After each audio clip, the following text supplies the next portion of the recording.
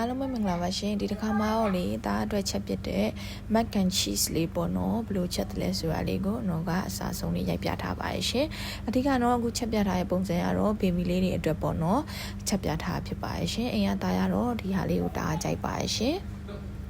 ပထမဦးစွာတော့ကဒီ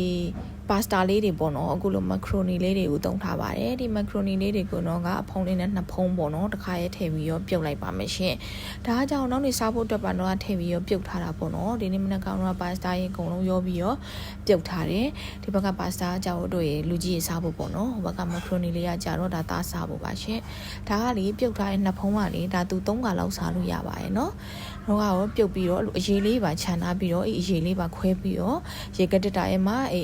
ထည့်ပြီးတော့တိမ့်နေပေါ့နော်အေးသွားမှတိမ့်တာဖြစ်ပါရဲ့ရှင်ဒါရဒီတပွဲစားတော့အခုချက်ပြမှာဖြစ်ပါရဲ့ရှင်ပထမဦးစွာတော့ကအရသာအရင်ထည့်လိုက်တယ်ပေါ့နော်စားရင်ငရုတ်ကောင်းငယ်ပဲထည့်တယ်ပြီးရင်တန်လွင်စီလေးနည်းနည်းထည့်ပါရဲ့ရှင်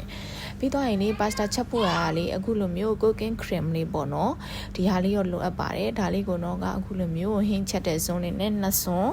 ပါစတာအရေးလေးနဲ့ပေါ့နော်ရောပြီးတော့အခုလိုမျိုးလေးစပြီးတော့ဂျိုးလိုက်ပါရဲ့ရှင်ပါစတာကလေအစိုးရကတည်းကတော့နူးနေပြီးသားပေါ့နော်ဒါပေမဲ့ပို့ပြီးရောနော်ဟိုကပျော်ဝင်သွားစေဖို့အတွက်အခုလိုမျိုးတေချာလေးရောပြီးတော့ပြန်ချက်ပေးရပါရဲ့ရှင်အခုလိုမျိုးလေးတွေနိုလေးတွေကတေချာစူပွက်လာပြီဆိုရင်တော့က cheese လေးနည်းနည်းထည့်ပါရဲ့နော် cheese ကဒီနေရာမှာကိုယ်စိတ်ကြိုက် cheese ကိုထည့်သုံးလို့ရပါရဲ့ရှင်တော့ကကြတော့ဒီတစ်ခါ parmesan cheese ကကုန်သွားတဲ့အတွက်ကြောင့် cheddar cheese လေးပဲနော်ထည့်ပေးထားပါရဲ့နော် cheese ကရောကိုကြိုက်တဲ့တရားသုံးလို့ရပါရဲ့နော်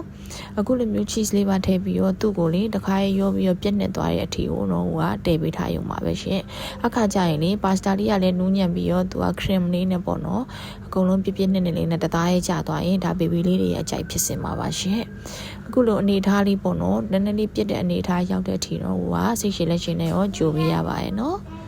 ဒီဟာလေးဘေဘီလေးတွေစားရင်တအားလဲအားရှိရဲ့သူတို့လည်းတအားကြိုက်တယ်ပေါ့နော်တခြားဘေးထွက်ဆိုးကြိုးတွေပါဘာမှမဖြစ်စေဘူးပေါ့နော်ဒီမှာတော့လေအလွယ်ကလေးတကူပဲနော်ဟိုကပါစတာရဲ့အမြဲတမ်းအခုလိုမျိုးချက်ကျွေးဖြစ်ပါရဲ့ရှင်အခုလိုခပ်ပြီးသွားပြီဆိုရင်အချိန်မှာလဲ cheese လေးကိုလည်းအပေါ်ကနေ on top ပေါ့နော်ထပ်ပြီးတော့တင်ပေးလိုက်လို့ရပါရဲ့ရှင်ဒါဆိုရင် cheese လေးနဲ့တအားကိုစားလို့ကောင်းတဲ့ mac and cheese pasta လေးရပါပြီရှင်